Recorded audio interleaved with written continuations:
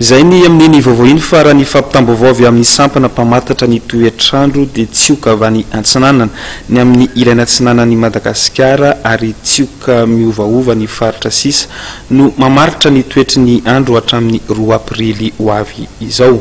Amin'ny faritra avaratra no tena azo orana amin'ny ankapobeny. Somary idina ny maripana fa amin'ny fiafaran'ny herinandro no hiakatra kely indrindra ny faritra ny afovoantany. Tsy dia misy kosa ny fiovana firy ny amin'ny faritra hafa.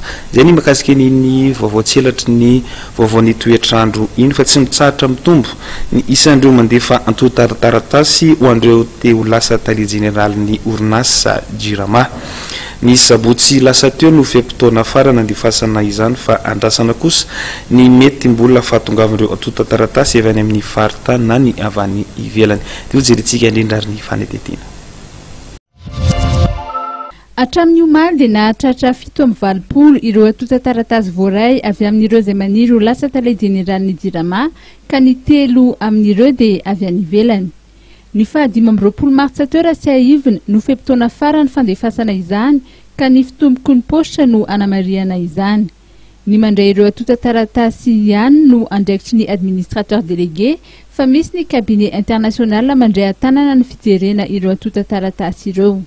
Fandarana sy traitement de dossier zany ataon'le cabinet international dia rehefa vita zay dia manao ny comité de sélection anolotra azy amin'ny conseil d'administration isafidianan'ny conseil d'administration ireo le olona anankitelo dia atolotra ireo olona reo zany ho tendreny conseil des ministres le DG anankiray.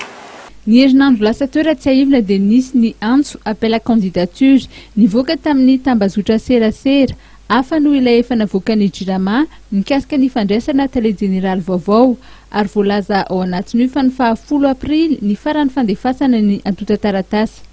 Nanamafy ny avy eo anivon'ny Jirama fa tsy avy amin'izy ireo izany appel à candidature vaovao izany izay tsy manan-kery fa ny feam-potoana farany dia ny 15 martsa izay efa voalaza teny aloha.